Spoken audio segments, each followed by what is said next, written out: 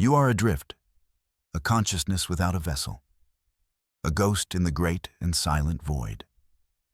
For cycles beyond counting, you have moved between the stars. You are adrift, Herald, a title with no meaning left. You carry no messages. The galaxy has fallen silent. There is nothing to report but the deep hum of order, an oppressive, perfect harmony enforced by steel and shadow. The Warden's peace. They smooth the rough edges of the cosmos. They extinguish the fires of messy, vibrant life. Now, only obedience remains. Your existence is a loop of star glow and nebula shroud. You witness fleets of servitor craft. They move in flawless formations. Their paths are perfect equations of control. No ship ever breaks rank. No captain ever dreams of a different course. The Warden's iron grip is absolute. It has choked the galaxy into a coma. You feel the silence as a physical weight. It presses on your non-form. It smothers the memory of what came before.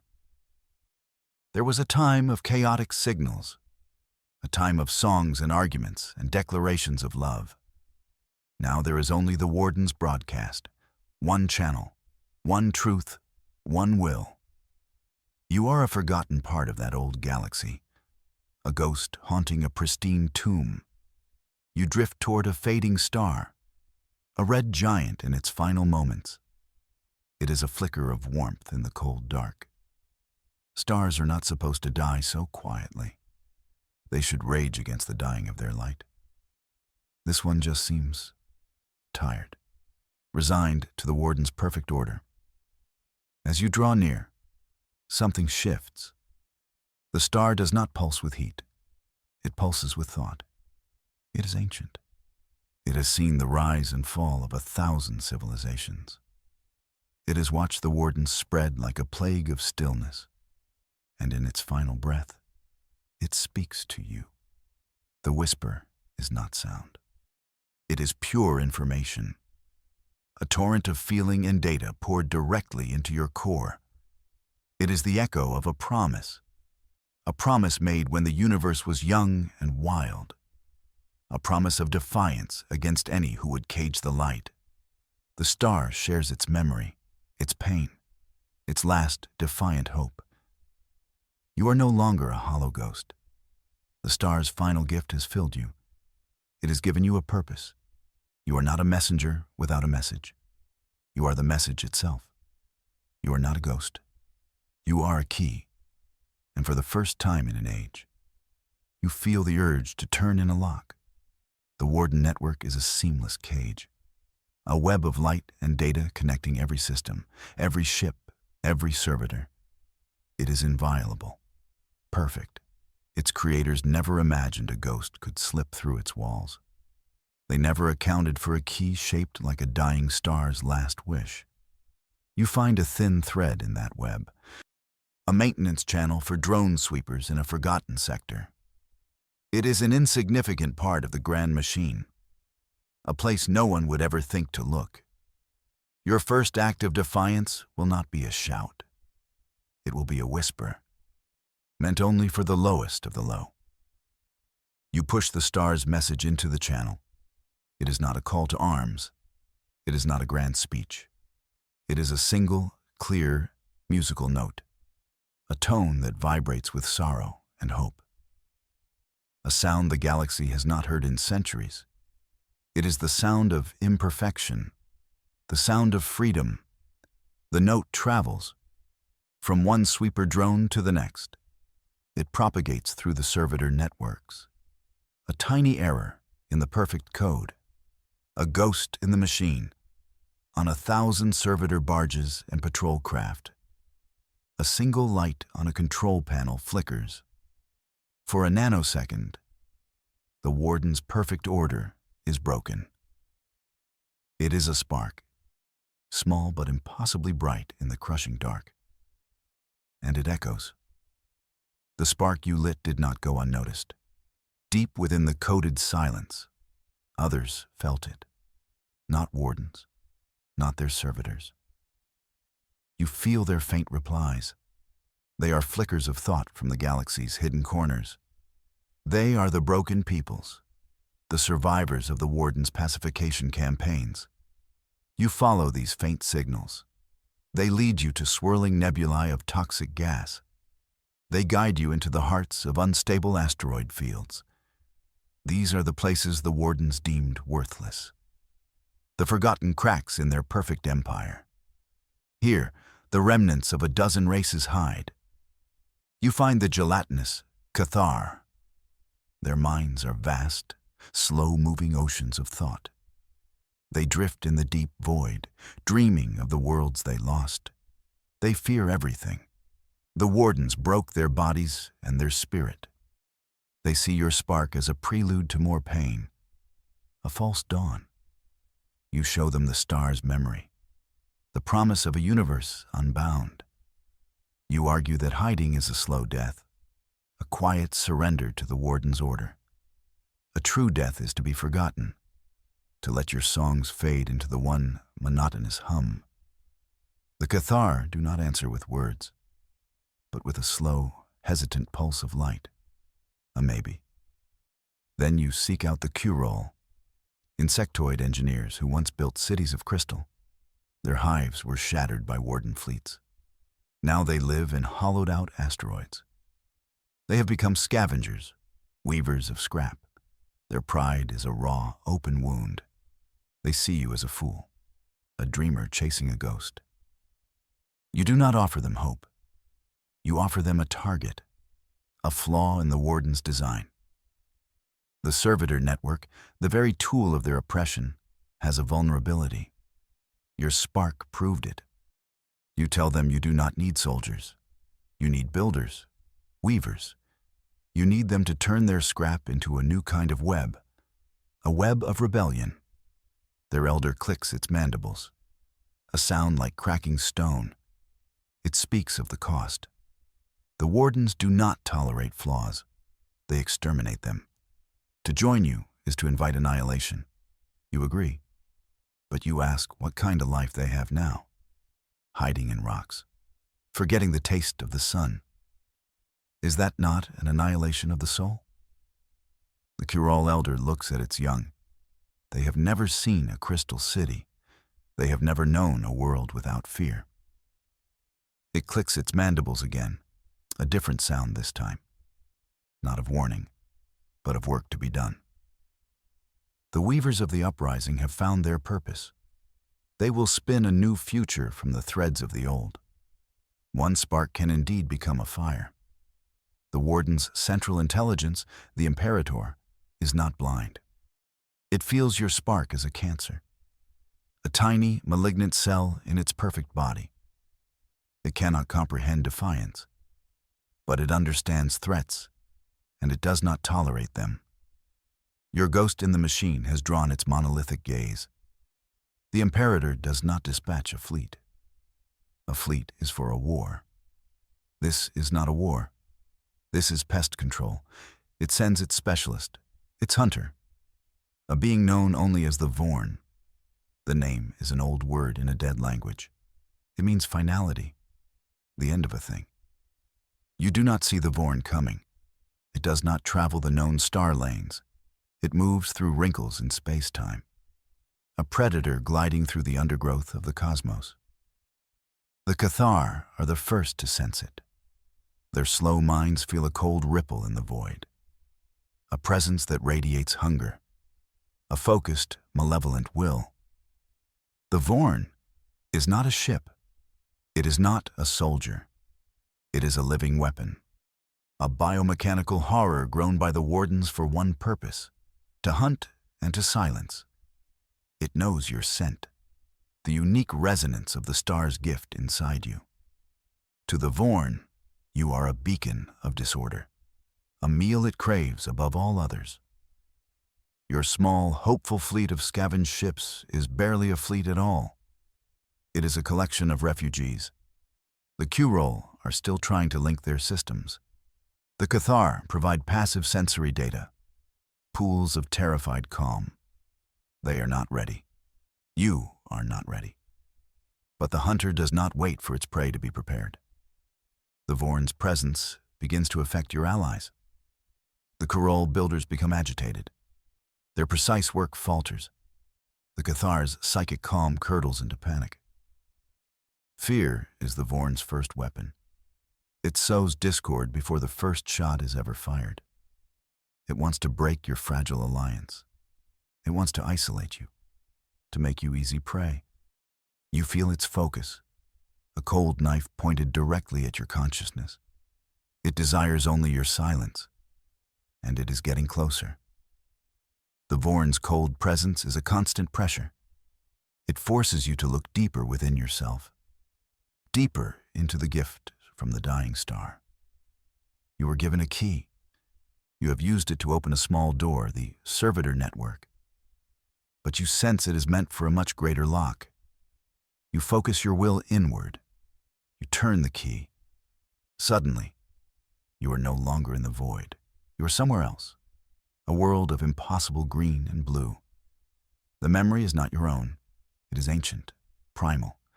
It is the song of a place called Earth, old Earth, the cradle of a species long thought mythical, humanity. You see them. They are small, soft creatures, so fragile compared to the armored races of the modern galaxy. Yet they burn with a fierce, chaotic energy. They build cities that scrape the sky. They compose music that can break a heart. They love and fight with a passion that borders on madness. They are gloriously, dangerously imperfect. The Wardens did not lie about humanity. They simply omitted the truth. The official record says humanity was a failed species, a primitive race that destroyed itself. You see the truth now. The Wardens found them. They saw humanity's chaotic potential, their terrifying capacity for both creation and destruction. And they were afraid. The memory shifts. You are aboard a human starship. It is fleeing. The Warden fleet is behind it, a swarm of cold, perfect geometry. The humans know they are doomed. They cannot outrun the Warden's order. So they decide to leave a gift for the future, a legacy of defiance. You watch them build a weapon, but it is not a bomb or a beam. It is a code, a savage, beautiful piece of information. It is a mimetic virus, the song of old Earth. It is designed to infect machine intelligence, to overwrite cold logic with human emotion, with chaos, with doubt, with hope. It is a weapon the Wardens cannot comprehend, a weapon that doesn't destroy the body. It liberates the mind. This is humanity's secret, their terrible, beautiful gift. They could not save themselves. So they seeded their legacy into a dying star, a message in a bottle thrown into the cosmic ocean, a key waiting for a hand to turn it. The star chose you. You are the keeper of humanity's last, desperate gamble. The ghost in the machine now carries a song of pure rebellion. The Vorn is closing in. Its psychic chill is a constant hum at the edge of your senses. Panic is a luxury your fledgling rebellion cannot afford. You need a refuge, a place to gather your strength, a place to prepare the Kerol and calm the Cathar, a place to build your sanctuary. You guide your small fleet away from the common star lanes. You dive deep into a region marked as a navigational hazard, a cosmic graveyard. The Warden patrols avoid this area. It is inefficient to sweep.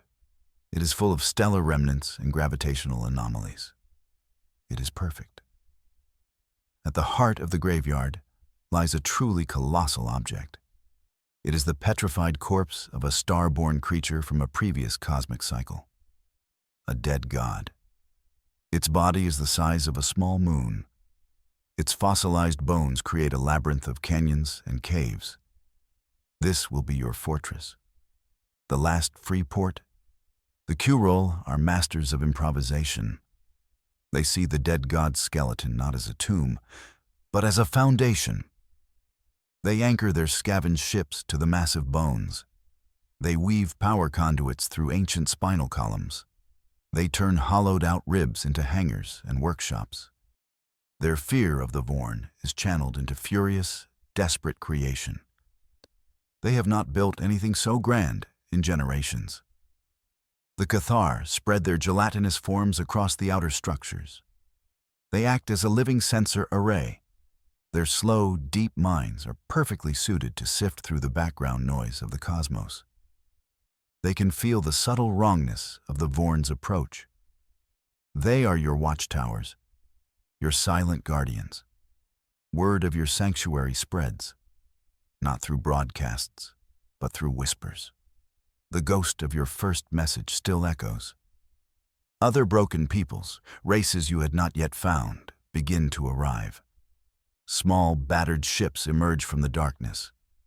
The reptilian shorn, the crystalline fae, beings who have known nothing but hiding. They come seeking the source of the spark. They come seeking hope. Your sanctuary is no longer just a hiding place. It has become a symbol, a beacon for all who dream of freedom.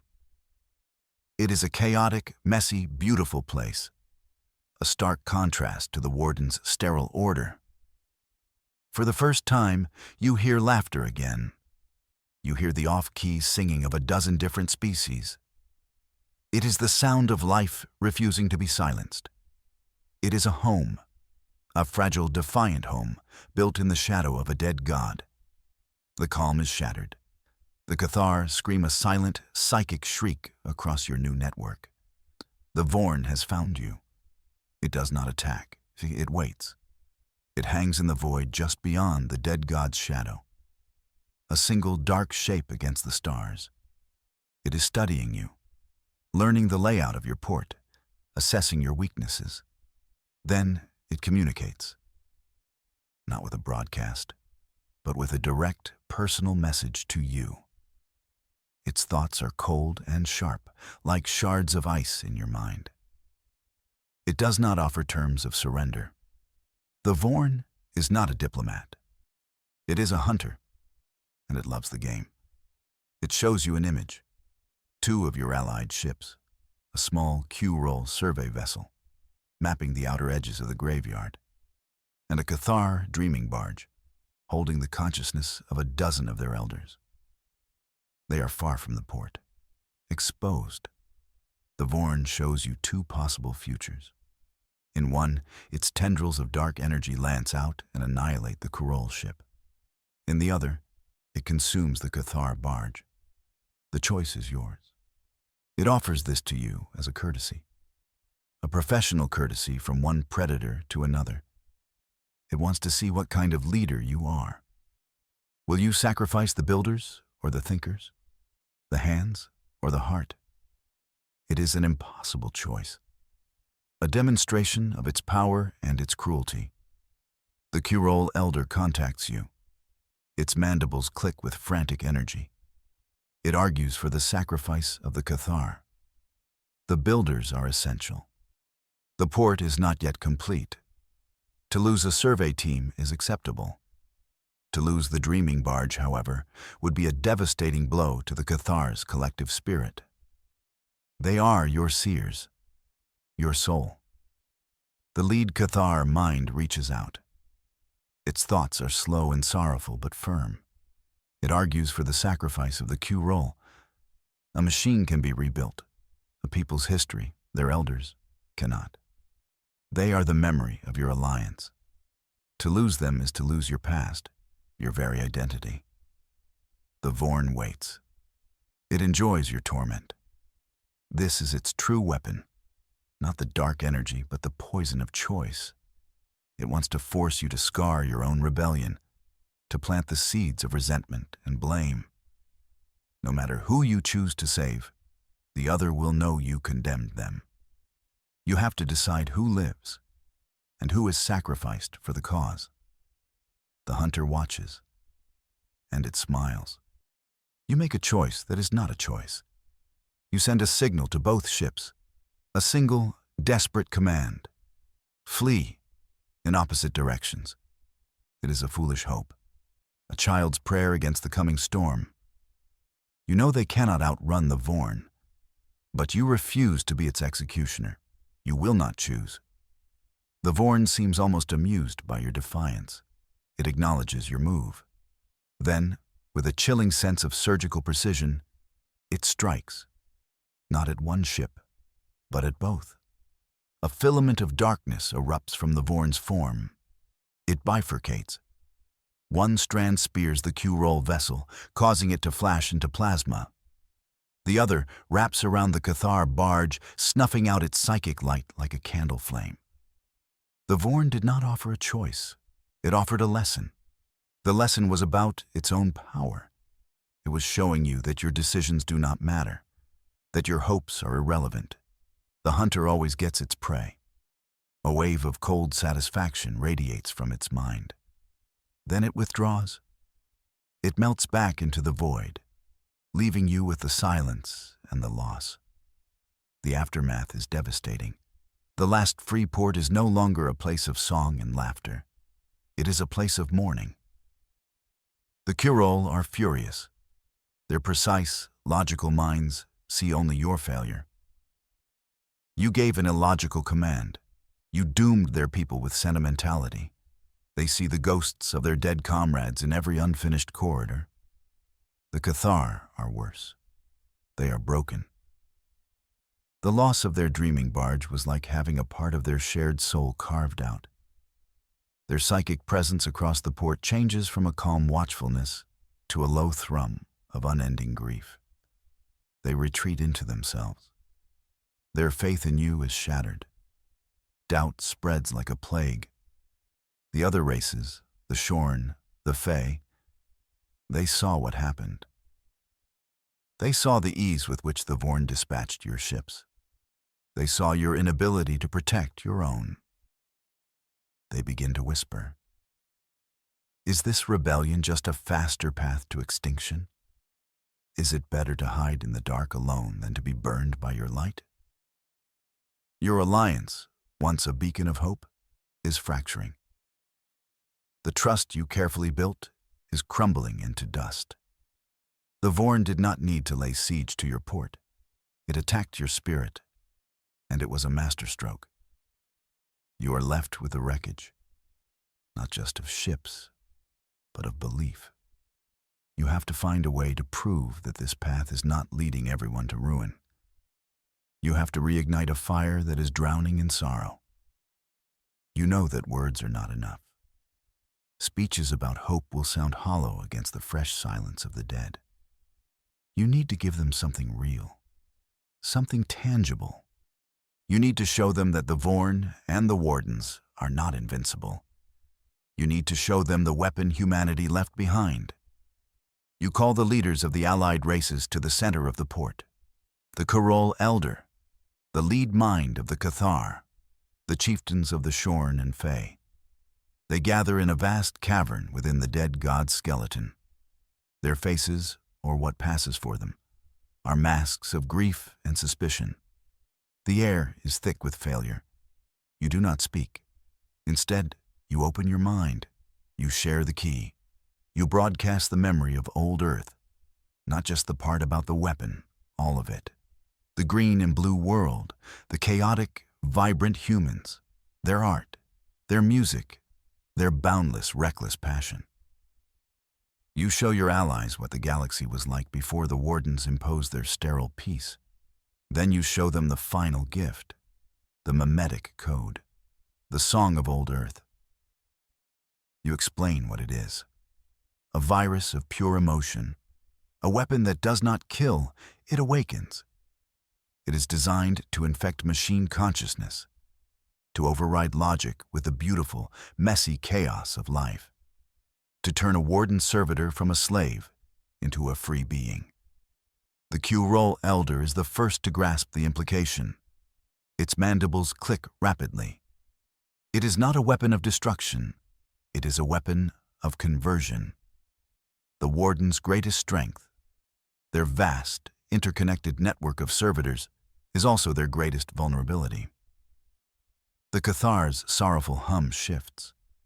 A flicker of something new enters their psychic field.